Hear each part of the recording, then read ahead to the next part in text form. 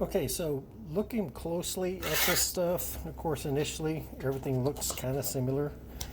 And speaking about the issues that we're having where the kit from Tator didn't include this block, he's sending that as I mentioned. But looking more closely at this switch, initially looks the same. You got this pin, that pin, that pin, that pin. So these are the same. The one that is not is this one. Now this is the one that came out of the recall kit from Tator.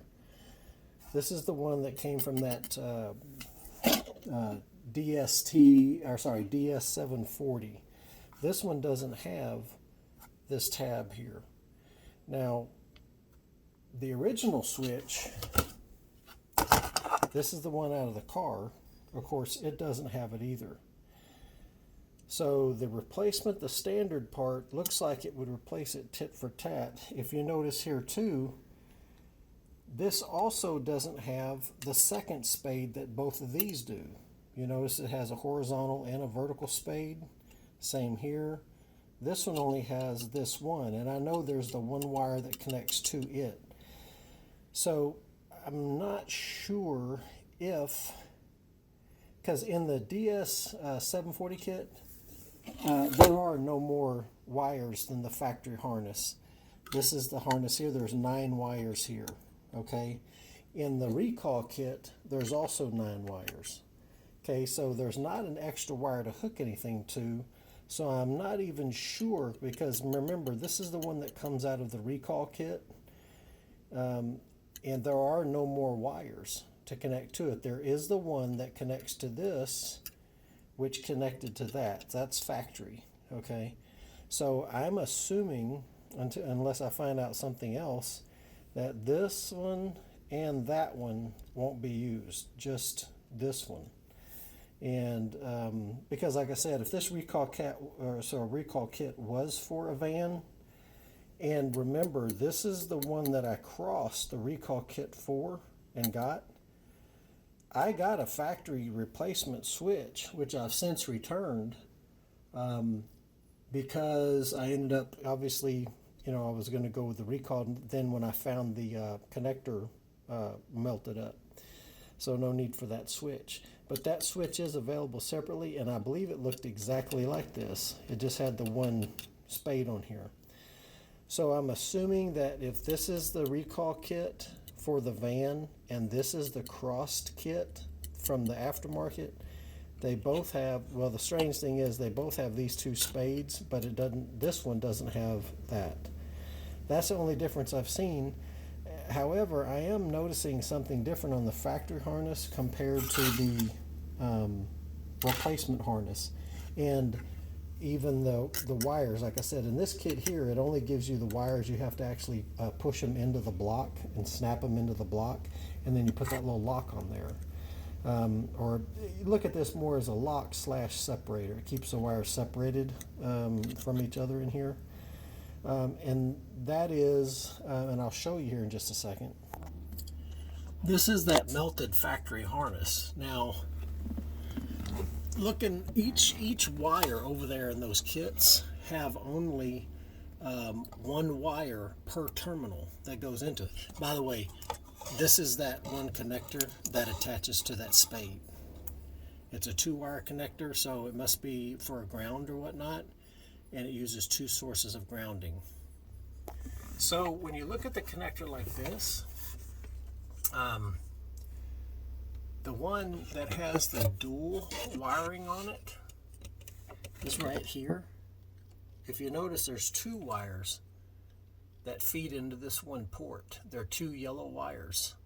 Okay, so I'm going to figure out what happens with that, because the rest of them look like they all have just 1 wire feeding into each port, except that one, and it's got the 2. So if we count these, I'm pretty sure there's 9 ports, and let's see, 1, 2, 3, 4, 5, 6, 7, 8, 9. The back. 1, 2, 3, 4, 5, 6, 7, 8, 9. Yeah, there's 9 ports, where on the replacement harnesses and such, there's 9 wires, but this one has 2 yellow. So I'm assuming since they come together, you could probably strip both of these and connect them to the one wire going into that terminal there. Okay, so that would be pretty much straightforward.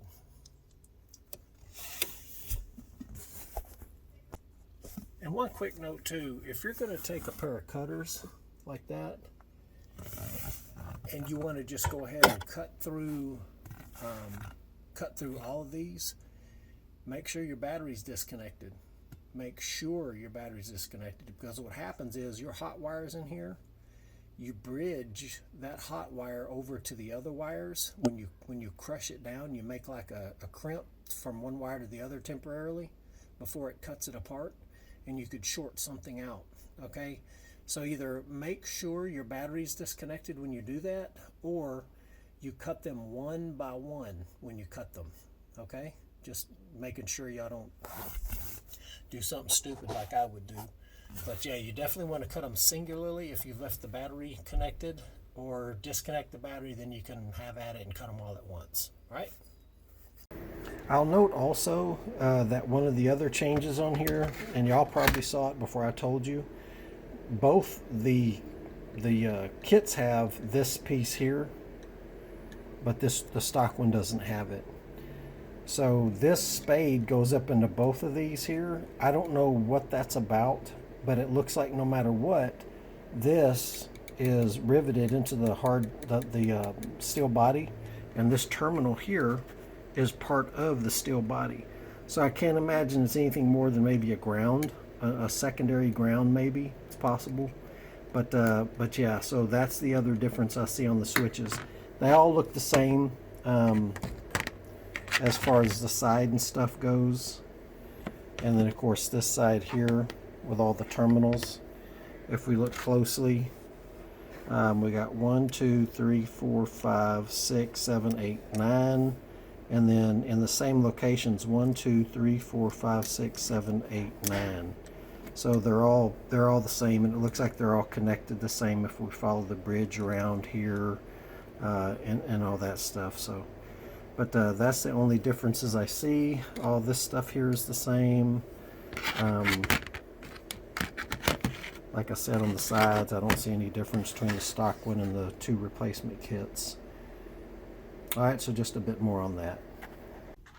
So once we find, the differences between the switches, you kind of start noticing some differences in the wiring harness.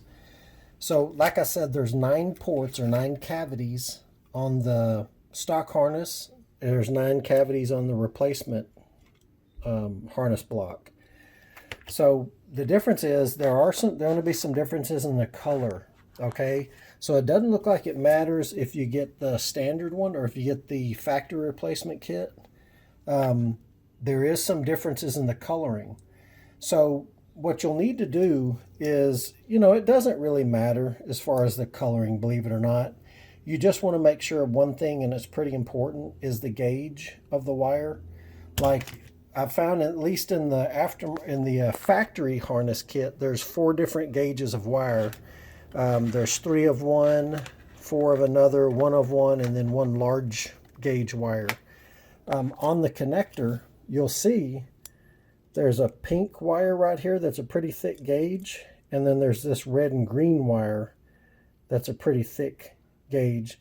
The rest of them end up being more like this gauge, whereas this is the tiniest gauge of wires you'll have. I've looked on this. Now some of these wires, there are some of the same coloring in here, and then there's some that aren't. So when you're doing this replacement, like you have this, there's your red and green, and there's your thick red and green one there. Yellow and black, you have a yellow and black one right here in this mess, and then here's a yellow and black too. So as far as you're going to want to do it, sure, go ahead and color mate them, for whatever in the future. But the factory harness, the factory one, that has, there's actually 2 cavities that has double wiring to it. There's 2 yellows that go into it. I'll show you that are pretty much a gauge of wire, much like this. And then there's 2 more. There's another cavity that has 2 wires that are kind of like the gauge of this thinner gauge right here. So in terms of wires coming out of the harness, the main electrical harness, there's 11. In terms of cavity for this, there's only 9. So where there's 2 coming out of the harness that go into the same cavity, you'll want to make sure to, obviously splice those into the single wire. But again, it's not so important about the coloring. It's important about the gauge of the wire, because let's say you have this gauge wire and you end up using this gauge as like that goes into the harness.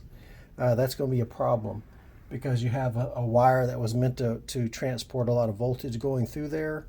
Now it has this little teeny tiny wire to do that. So this wire is going to get hot and you might be back to square one. So just kind of keep that in mind too. And I'm going to go ahead and cut the connector out of the car, and then I'll sit here and I'll compare it to this connector here on the table, so it's a little more clear. Okay, so here we have, basically this is the factory cut connector, and let me get a little closer on it. If you'll notice, basically I've orientated it to where it's the same orientation as the replacement harness. So if you look, here's this one right here, and look, it's pink and white. Well, this one here is green and white, or sorry, green and red, and this is like let's just call it red and white. So, but notice it's the same thick gauge wire, and so that's important. If you go up to each terminal, some of these, like the next one here, this is black and yellow, and of course this one's black and yellow. This one here ends up being like a brown. That one's a brown. Sorry, that one and that one. Here's the first of 2 that are connected together. You see right here. That's 2 going in 1. And all they've done is when they crimped this thing, they still use the one spade. But what they've done is when they crimped it, of course, they stuck 2 in here instead of just a 1 wire, and squeezed it down and, of course, shoved it into the hole. So by you doing the same, by you cutting the wires back and taking the 2, twisting them together, and then twisting into this new harness, it's the same exact thing. As far as the gauge of the wiring, you can see here, it's not thin, but it ends up being pretty much about the same gauge as here. So in that regard, unless you wanted to take it apart and put like just a little bit bigger gauge wire in there, I'm not sure it's going to be necessary to do that. So here's one. Now this one in this harness is a little bit thicker, as you'll notice, than this one, this pink one right here. And I don't know if it has a line through or not. It's kind of hard to tell. But then you got this center green and white, and then here's one that's green and white. You have this blue one here, and it ends up being kind of a light blue on this one. I don't know if you can see that color that well. But so yeah, and of course here, I don't know if I mentioned it, here's the 2, that's 2 into 1, and on this side you've got 2 into 1. So again, in that case, you're going to take the 2 wires coming off the harness in the car, you're just going to twist those 2 together, and you're going to feed it into just this one, and same scenario over here, into this one right here. And you notice at least black and blue maybe, and black and blue here. So same wire connection. So again, I was going to solder these, but it's going to be a lot easier to use these type of connectors I got, and I'll show you. So this is the connector here. And what you do is when you do it, you put one end of the wire through here and you crimp it, and you put the other end through the other and you crimp it. And then you'll use like a heat gun, and when you heat it, This is shrink tubing, and it'll shrink down and suck down onto the wire. And then also inside, what it does is it emits like a glue. There'll be a little bit of glue that comes out. If I can get this thing to focus.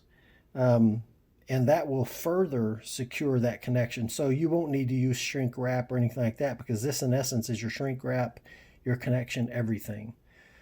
So, you know, anytime you use butt connectors, there is a little bit of resistance added in the circuit, a little bit. They say that soldering is better for continuity, but you know what? That's in such a poor location in there. I'm just going to do it the best way that I can, as easy as I can. It's already gotten further more than what I wanted. As I was saying earlier, if you have some of these, they come in different sizes. This looks to be about the same size as that one.